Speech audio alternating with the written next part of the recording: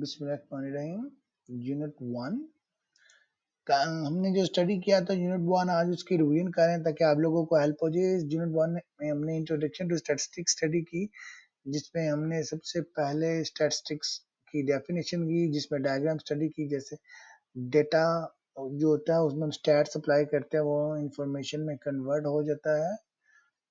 और स्टैटिस्टिक किन क्वेश्चंस के यहाँ कुछ आंसर करती है, कितना डेटा चाहिए, क्या जरूरत है, किस तरह ऑर्गेनाइज करेंगे, किस तरह समराइज करेंगे, किस तरह एनालाइज करेंगे और किस तरह से हम कंक्लूजन ड्रा करके अपना स्ट्रेंथ देखेंगे कंक्लूजन की और उसकी अनसर्टेनिटी को डिस्कस करेंगे। फिर हमने डिस्कस किया था कि तमाम डिस्कशन, तमाम डेफिनेशंस की जो नताइज जाके स्टैटिस्टिक डिजाइन जैसे प्लानिंग और कैरिंग करते हैं रिसर्च स्टडीज को, फिर डिस्क्रिप्शंस किस तरह से हम समराइजिंग करके एक्सप्लोर करेंगे डेटे को, और इन्फ्रेंचेस उस डेटे के ऊपर हम प्रेडिक्शंस बनाएंगे और जनरलाइज करेंगे चीजों को। जनरलाइजेशन के बारे में कि हम पॉपुलेशन में से सैंपल पिक करते हैं, उसके ऊपर हम स्टडी करते हैं, उसका रिजल्ट हम पॉपुलेशन में अप्लाई करने की कोशिश करते हैं, इसे जनरलाइजेशन बोलते हैं। फिर हमने, इससे पहले कि मैं अब दोबारा से फंक्शन की तरफ जाऊं, वो लोगों के लिए जो कल नहीं थे उनको एक छोटी सी डेफिनेशन बता देते हैं ताकि उनको आइडिया हो जाए कि स्टैटिस्टिक्स क्या है। स्टैटिस्टिक में हम सिंपली ऑर्गेनाइज करते हैं, समराइज करते हैं, इंटरप्रेटिंग करते हैं इंफॉर्मेशन को। ये तमाम काम जो है हम स्टैट्स में परफॉर्म करते हैं। तो स्टैट्स की यहाँ पे डिफरेंट डेफिनेशन भी है कि कलेक्टिंग डेटा, इंटरप्रेटिंग डेटा और drawing conclusion from collected data को हम स्टैट्स बोलते हैं। फंक्शन ऑफ स्टैट में हमने स्टडी किया था to present facts in a defined form. जो भी आपने फैक्ट्स प्रेजेंट करने हैं उसे डिफाइंड फॉर्म में होना चाहिए, जिसकी हमने एक एग्जांपल भी ली थी कि 1000 स्टूडेंट्स अपेयर हुए हैं बीएड एग्जामिनेशन में, तो ये क्लियर नहीं है। कैसे क्लियर होगा कि 1000 अपेयर हुए, 900 उसमें से पास हुए, मतलब कि 90% रिजल्ट रहा। Second, to simplify unmanageable and और कॉम्प्लेक्स डेटा। जितना भी आपका कॉम्प्लेक्स, लार्ज, अनमैनेजेबल डेटा होता है उसको टेबल्स, ग्राफ्स और डायग्राम्स के फॉर्म में ये रिप्रेजेंट करता है एवरेज बेसिस में। Third function, to use techniques for making comparisons. क्या करता है, स्टैटिस्टिकल टेक्निक यूज करता है ताकि कंपैरिजन बनाए, जैसे average, coefficient, rates and ratios. Fourth, to enlarge individual experiences. जितने भी आप स्टैट्स के रिजल्ट, फैक्ट्स एंड फिगर देख रहे होते हैं, उससे एक इंडिविजुअल का नॉलेज जो होता है वो लिमिटेड होता है, लेकिन रिजल्ट्स आने से उनका नॉलेज क्या रहता है, इनहांस हो रहता है, उसका एक्सपीरियंस भी इनहांस हो रहा होता है। 5 में, to provide guidance in the formulation of policies. और ये गाइडेंस प्रोवाइड करती है स्टैट, फिर figures, facts and figure, policies वगैरह बनाने के लिए, बिजनेसमैन के लिए और गवर्नमेंट के लिए। और 6 है, to enable measurement of the magnitude of a phenomena. कि कितनी एक मैग्नीट्यूड, कितनी मिकदार में, कितनी तादाद में एक फिनोमिना चाहिए, और स्टैट से पता लगता है। जैसे हमने एक एग्जांपल ली थी कि कंट्री में कितनी पॉपुलेशन है, उस पॉपुलेशन के मुताबिक कितनी क्वांटिटी में व्हीट चाहिए, कितने में चावल चाहिए और बाकी एग्रीकल्चर की चीजें चाहिए। फिर हमने डिस्कस किया characteristic of statistics. Statistic characteristic में पहली कैरेक्टरिस्टिक ये थी कि statistic consist of aggregate facts. ये एग्रीगेट फैक्ट्स और पॉपुलेशन के रिजल्ट को लेती है। जैसे हमने एक एग्जांपल भी डिस्कस की थी, पाकिस्तान की अगर हाइट देखें तो पाकिस्तान की वो 1 मीटर या 80 सेंटीमीटर जो है वो हाइट बताती है, इंडिविजुअल की नहीं बताती, एग्रीगेट फैक्ट्स एंड फिगर बताती है। Multiple causes affect statistic.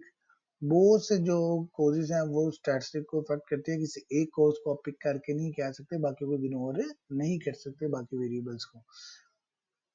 Third, data should be numerically expressed, enumerated of estimated. जितना भी आपका डेटा है वो न्यूमेरिकली होना चाहिए, न्यूमेरिकल नहीं होना चाहिए। जैसे यहाँ पे फिगर्स में 60, 50, 85, 78, 91 और 100 शो किया हुआ है। फोर स्टैटिस्टिक्स आर इनमरेटेड और estimated according to reasonable standard of accuracy.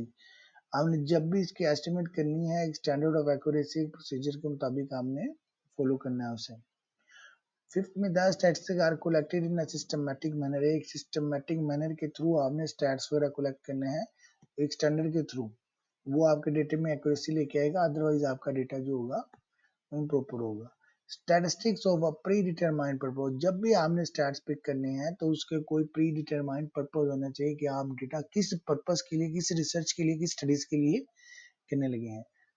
7 statistics are capable of being placed in relation to each other, और कंपैरिजन करने के काबिल होना चाहिए आपके स्टैट्स का डेटा। फिर हमने importance and scope of stats study की, जैसे स्टैट्स की इम्पोर्टेंस वेदर फोरकास्टिंग में हेल्प आपको मिलती है, रिसर्चर इसको फ्रिक्वेंटली यूज करते हैं, बिजनेस मैन यूज करते हैं मार्केट्स में, और ये मेडिकल फील्ड में बहुत ज़्यादा यूज होती है स्टैट्स। इसके हमने एग्जांपल देखी, जैसे प्रिंट मीडिया और इलेक्ट्रॉनिक मीडिया से रिलेटेड एग्जांपल देखी कि वो किस तरह प्रोडिक्शन करते हैं अपकमिंग गवर्नमेंट्स की और वोट्स की और बाकी चीज़ों की। फिर हमने ये साइकोलॉजिकल और एजुकेशन में भी यूज होती है, उसके अलावा मार्केटिंग में, प्रोडक्शन में, फाइनेंस में, बैंकिंग में, इन्वेस्टमेंट में, परचेज, अकाउंटिंग, मैनेजमेंट एक्सेट्रा। फिर हमने लिमिटेशन स्टडी की स्टैट्स की, जिसमें use of stats limited to numerical study. जैसे अगर ये नॉन न्यूमेरिकल है, क्वालिटेटिव है, तो उसको पहले आपने क्वांटिटेटिव में कन्वर्ट करना है, देन ये टेस्ट वगैरह अप्लाई होंगे, अदरवाइज नहीं हो सकते। Statistic techniques deal with population और aggregate of individual rather than, यानी कि जैसे एग्जांपल मैंने ऑलरेडी दी पाकिस्तान की हाइट की, तो ये एग्रीगेट के ऊपर बात करते हैं और इंडिविजुअल के ऊपर बात नहीं करते। Stats relies on estimation and approximation, ये एस्टिमेशन और अप्रोक्सीमेशन के ऊपर रिलाई कर रही होती है स्टैट्स के, और आपके जो रिजल्ट हैं स्टैट्स के, फोर्थ लिमिटेशन, वो फाल्शियस और भी हो सकते हैं। अगर आपके जो फिगर्स हैं उसको मैनिपुलेट कर दिया जाए रिसर्चर की तरफ से या किसी भी तरफ से, तो आपकी तमाम के तमाम जो रिजल्ट्स हैं, तमाम की तमाम स्टडी जो है वो आपको एक फाल्शियस कंक्लूजन प्रोवाइड कर रही होगी। और एप्लीकेशन क्या है एजुकेशन सर में, कि ये तमाम स्टार्ट से लेके एंड तक इसका पार्ट है कि किस तरह से आप प्लान करते हैं, आप प्रॉब्लम आइडेंटिफाई करते हैं, हाइपोथेसिस बनाते हैं, उसके ऊपर डेटा कलेक्ट करते हैं, सैंपल डिजाइन करते हैं, पॉपुलेशन फाइनलाइज करते हैं, एनालाइज करते हैं, टूल्स को, टेक्निक्स को, तमाम का तमाम इसकी स्टैट्स की एप्लीकेशन है।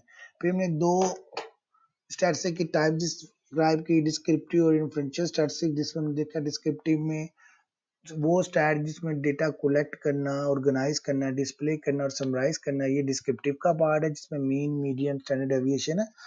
इन्फ्रेंशियल में हम क्या कहते हैं, पॉपुलेशन लेते हैं और उस पॉपुलेशन को जनरलाइज करने की कोशिश करते हैं। उसके बाद हमने वेरिएबल स्टाइल किया कि वो चीज जिसकी वैल्यूज चेंज हो जाती है, वेरी करती है, उसे हम वेरिएबल बोलते हैं। फिर हमने continuous variable, discontinuous, discrete variable, qualitative और क्वांटिटेटिव वेरिएबल्स डिस्कस किया, जिसकी वैल्यूज जो होती हैं वो न्यूमेरिक होती है उसे क्वांटिटेटिव बोलते हैं, जिसकी न्यूमेरिक वैल्यूज नहीं होती वेरिएबल्स उसको हम क्वालिटेटिव बोलते हैं। फिर क्वांटिटेटिव वेरिएबल की आगे फर्दर दो टाइप डिस्कस किए, डिस्क्रीट और कंटिन्यूस। डिस्क्रीट जिसके दरमियान कोई गैप नहीं, जैसे घर में कितने बच्चे हैं, क्लास में कितने बच्चे हैं, 30, 31, तो 31 और 30 के दरमियान कोई फिगर्स नहीं, उससे हम डिस्क्रीट बोलेंगे। कंटिन्यूस जैसे टाइम और हाइट, जो कंटिन्यूस वेरिएबल्स हैं, तो इनके दरमियान पॉइंट्स और फिगर तो बाकी चीजें आ जाती हैं। उसके बाद हमने एक वेरिएबल से रिलेटेड डायग्राम स्टडी की, जिसमें वेरिएबल न्यूमेरिकल और कैटेगोरिकल, न्यूमेरिकल में डिस्क्रीट और कंटिन्यूस, और कैटेगोरिकल में नॉमिनल और ऑर्डिनल वैल्यू। फिर लेवल ऑफ मेजरमेंट देखा, जिसमें नॉमिनल स्केल स्टडी किया। नॉमिनल स्केल वो जिसमें हमने दो चीज़ों को यहाँ नेमिंग करनी हो, जैसे मेल फीमेल की एग्जांपल इसमें हमने स्टडी किया। उसके बाद ऑर्डिनल स्केल, जिसमें हमने ऑर्डर्स, नेमिंग के साथ साथ ऑर्डर्स में किसी चीज को रैंक कर देना, फर्स्ट सेकंड थर्ड। फिर इंटरवल्स, जैसे हम ग्रुप करते हैं, अगर आपके 100 बच्चों का ग्रुप है तो 1 से लेके 10, 11 से लेके 20, 21 से लेके 23, इसी तरह वो ग्रुपिंग को इंटरवल्स देना। जैसे मार्क्स के लिए आ सके, किस बच्चों के कौन से बच्चे हैं जिनके 50 तक मार्क्स आए हैं, या फॉर एग्जांपल बच्चों के मार्क्स आप डिवाइड कर लेते हैं 0 से लेके 25 तक, 26 से लेके 50 तक, फिर 51 से लेके 75 और 76 से 100 तक, या 10-10 का इंटरवल, तो उसे हम इंटरवल स्केल्स बोलते हैं। इसमें जीरो इंक्लूड नहीं होता। जो रेशियो स्केल है, रेशियो में बाकी तमाम खूबी आती है इंटरवल वाली, और साथ में जीरो इंक्लूड होता है। नेक्स्ट जो हम कर रहे थे साइंटिफिक मेथड के, साइंटिफिक मेथड क्या है, इसमें कुछ प्रोसीजर्स हैं साइंटिफिक मेथड के। जैसे कोई भी काम करना है तो उससे पहले आस्क क्वेश्चन, क्वेश्चन पूछना है साइंटिफिक मेथड, फिर डिफाइन करना अपनी प्रॉब्लम को, फिर उस प्रॉब्लम से रिलेटेड आपने हाइपोथेसिस फॉर्मिंग करनी है, फिर उसके बाद कंडक्टिंग, आपने एक्सपेरिमेंट और टेस्ट करना है कि हाइपोथेसिस जो आपने बनाया है उसके ऊपर आपने एक्सपेरिमेंट करना है, हाइपोथेसिस को टेस्ट करना है, फिर एनालाइज करना है आपने रिजल्ट को, उसके बाद आपने कंक्लूजन ड्रा करके लास्ट में आपने कम्युनिकेट कर देने हैं रिजल्ट्स को। और लास्ट में स्टैटिस्टिकल नोटेशंस, जैसे मैंने आपको ये काम भी दिया था कि कुछ नोटेशंस है, population capital P, small P sample portion होता है, कैपिटल एक्स तो हम सेट ऑफ पॉपुलेशन एलिमेंट बोलते हैं और स्मॉल को सेट ऑफ सैंपल एलिमेंट बोलते हैं। इसी तरह कैपिटल एन को पॉपुलेशन साइज बोलते हैं और स्मॉल एन को सैंपल साइज, और म्यू को पॉपुलेशन मी बोलते हैं, स्मॉल एक्स को सैंपल मीन भी बोलते हैं। और ये सिग्मा के 9 में सिग्मा का सिंबल है जो standard definition of the population बोलते हैं, एस को स्टैंडर्ड डेफिनेशन ऑफ सैंपल बोलते हैं।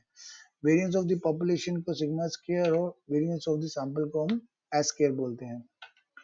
और ये पी या रो बोलते हैं इसको population correlation coefficient based on all the element of the population Spearman rank order correlations are small r को sample correlation coefficient based on all the element of the sample. Uh, B note the intercept constant in a population regression line, B on the intercept constant in a sample regression line. फिर इसी तरह B1 B2 और ये hypothesis S1 alpha beta सम, ये तमाम figure आपने एक दो बार देख के इसको रिपीट करके लिख लेना ताकि आगे आपके ये काम आए। आगे आने वाले लेक्चर में इसको हम डिस्कस करेंगे। यहाँ हमारा यूनिट 1 जो है अल्हम्दुलिल्लाह कंप्लीट हो जाता है।